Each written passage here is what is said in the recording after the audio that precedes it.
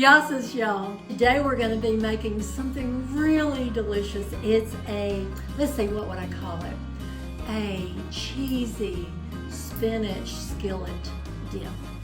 And believe me, it's out of this world delicious.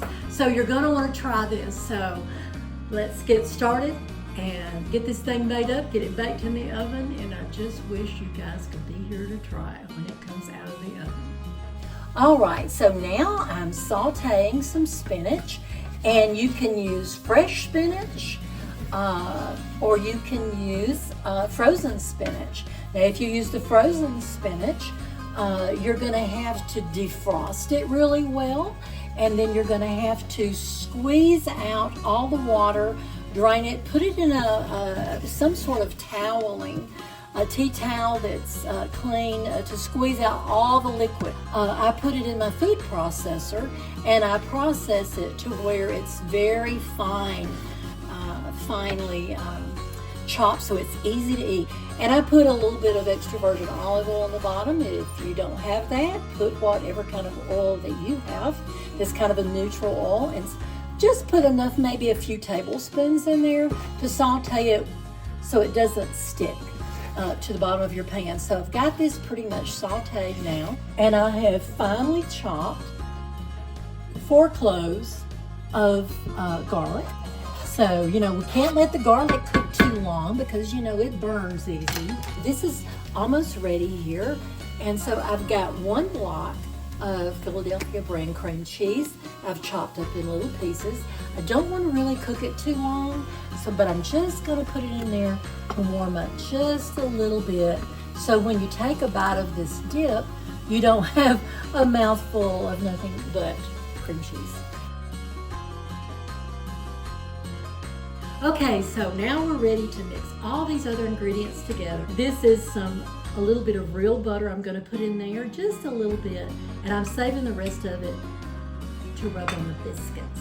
Okay, so the next thing I'm putting in there, this is about 3/4 of a cup chopped up green onions or spring onions, whatever you want to call them. So that's the green. I just cleaned them up, trimmed off the raggedy ends on there, and just chopped up the green and the white together. I did not saute these with the spinach or with the cream cheese because they're so small, because I actually put them in my food processor instead of chopping them by hand. So they're really, really small, so they will bake well in the mixture. So the next thing I'm doing now, let me tell you this, y'all. I've doubled this recipe. I'm going to give you the recipe for the regular size recipe in a little bit of a smaller skillet, like an 8-inch skillet, maybe 10-inch, but 8-inch.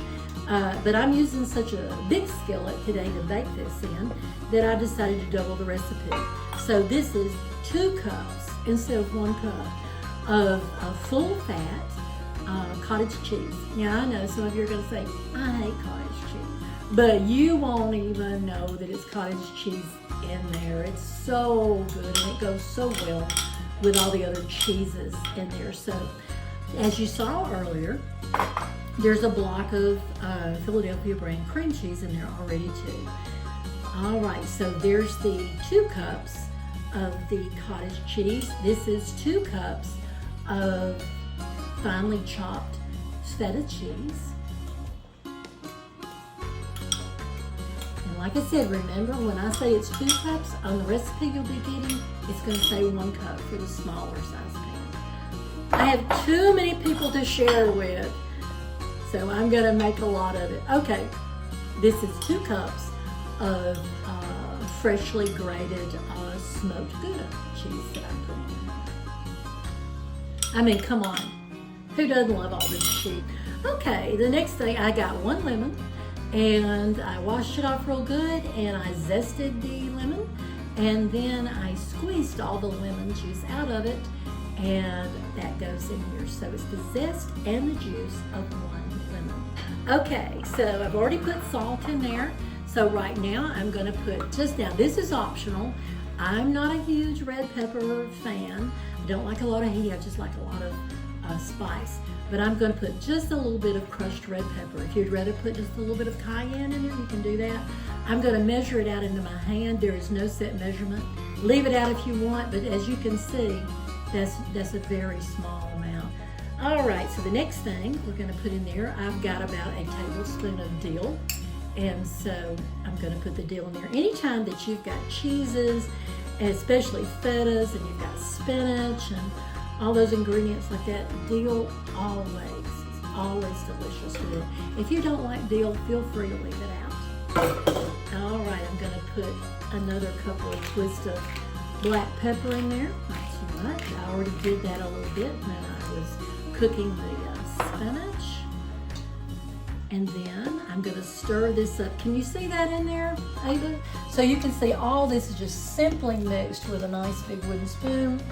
I am using parmesan-romano grated cheese.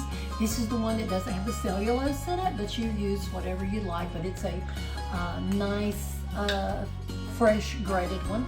I'm going to save most of it for the top, just a little bit in there because with all the cheeses in there, you don't need much in there. So let me finish mixing all this up and then we'll go to the next step. All right, now the recipe has got the word skillet in there. If you've got any kind of cast iron skillet, this is really great to cook it in because you've got to have that handle where it can go in an oven. So you can't just use your Teflon skillet and cook this. So I've just got to go ahead and say that. So it needs to be something like a cast iron or a skillet that can handle, say, up to 400 degrees in your oven or more. So I have a cast iron skillet that I saute things in several sizes, but I wanted to use the bigger one. I think this one is like 12 inches.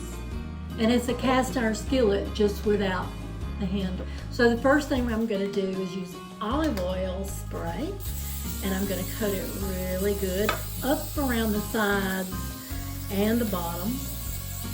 And then after I do that, you can use butter if you prefer to. You can use butter spray. I just use the olive oil, and because I'm going to put just a little bit of olive oil in the bottom because we want everything to come loose when it's time to get it out. I've got a little brush here, and I'm just going to gently kind of smear the olive oil all around here. Ava, say hello. Okay. So the next thing we're going to do, now you can use any kind of canned biscuits you want. You can make homemade biscuits if you want, but you need at least 8 biscuits in that can. So these have 8, these are the grams, but like I say, any of them will do. But you have to, the reason I suggest the bigger biscuits instead of the smaller biscuits is because you're going to have to cut them in half. So I'm going to take each biscuit and cut it in half. And this is what we're going to do. So Ava, see if you can get a good close-up of this in case anybody can't see real good. You see, you're going to put your flat side down. You're going to make sure you've got some olive oil on the bottom and the side of your biscuit a little bit. And see the back side there? And I'm going to just kind of just prop them up against there like that. See how easy that is? So anyway, what I've done here, I've also taken a whole stick of butter. And as y'all know, if you were watching carefully, I put just a little bit. I didn't measure it, maybe a tablespoon or 2 at the most in here because there's some olive oil in there too. We don't want it too oily. So what I'm going to do is add a wee bit of just the pure butter on this side. Okay, so now we're going to take all this good stuff right here and put it right in the middle. Simple, simple. Now, if I didn't have such great company to talk to, I'd already been done with this. It doesn't take that long. It's just that I like to talk and mess around, play around when I've got people around me because I get so lonely because my husband doesn't talk to me enough. And you do not have to cut that. You know, Larry needs to hear this. So anyway, all right, here we go. So remember what all was in there. And if you can't remember, Ava's going to type it up and it's going to be printed up there for you. You know what? I could make 2 layers of biscuits. What do you think? Hey, Hey, I think that's what I'm going to do. I am creating this thing so much as we go along. So guys, just hang on a minute. I'm gonna spread this around. You see that can right there? All right, Trish. All right, Trisha cracking. is going to open the exploding biscuit. Wait, Trish, I gotta get the camera on you. Bet you win. Now watch it not pop. I want it to pop on Trisha because she's so tough and all. Ah, see, it did. So anyway, so we're gonna put the melted butter on there, and we're gonna put those. Hey, look what we're gonna do, Ava. Get it up close up here. So you see the little dents in there like that, where the biscuits come together? We're gonna fill it in like that. Don't you think that's brilliant? I should be a recipe writer. Okay, so we're gonna do that, and we're gonna go all the way around. Next step is gonna be in the oven. So let me wipe my hands off on my apron that my grandson Kyle gave me. And I have to do a shout out to you, grandson Kyle. He is like 21 years old. He watches new shows on TV that I don't. Some of you have already figured it out because I've gotten a couple of friendly messages about my cute apron and wanted to know if I was a fan of the show, and I'm going, what show? I just sprinkled some green onions over the top. Now, this is what I saved the rest of my parmesan-romano grated cheese for the top. So we're gonna sprinkle that across the top. Try to get it on the biscuits a little bit too without it getting all over this countertop, because this makes really good biscuits when you get this cheesy stuff on there with all that butter. The oven, and next time you see us, we're gonna be cutting this thing out and eating it. All right, we have got this out of the oven now. Come on over here, Ava. Oh, so when you dig in, Ava, you're gonna have to really scoop down there. And I'm gonna let you do this. Can I use my bare hands? No. Anyway, so there you go. Get what you want. And she has promised now, if she doesn't What like did I this, promise? she's not gonna say she doesn't like it. I did not promise. But anyway, no, if you like spanakopita, you're gonna like it. But you know what I'm seeing? I like all the ingredients. I don't see why I wouldn't like What it. I'm seeing, Ava, is you don't have nearly enough dip Oh. in there for all that bread. All right. So you definitely need more. Okay. And we also cooked some focaccia, and we're gonna have that too, just in case we run out of biscuits. On the edges, I made some focaccia bread, or you can use French loaf or crackers as far as that goes, anything to dip out the middle. Okay, Oh, yeah, you're gonna have to record the fist fight. Yes, okay, you get focaccia and biscuit. There you go, Trisha. Thank you. Tell me what you think, Missy. Right? Okay. Not so bad. Did it burn your wee mouth, honey? No, it's delicious. Good. It's great. Of course it's great. What's not to love? The plate. Should I wait a moment before I try it? It's hot. Do this. I'll blow food everywhere.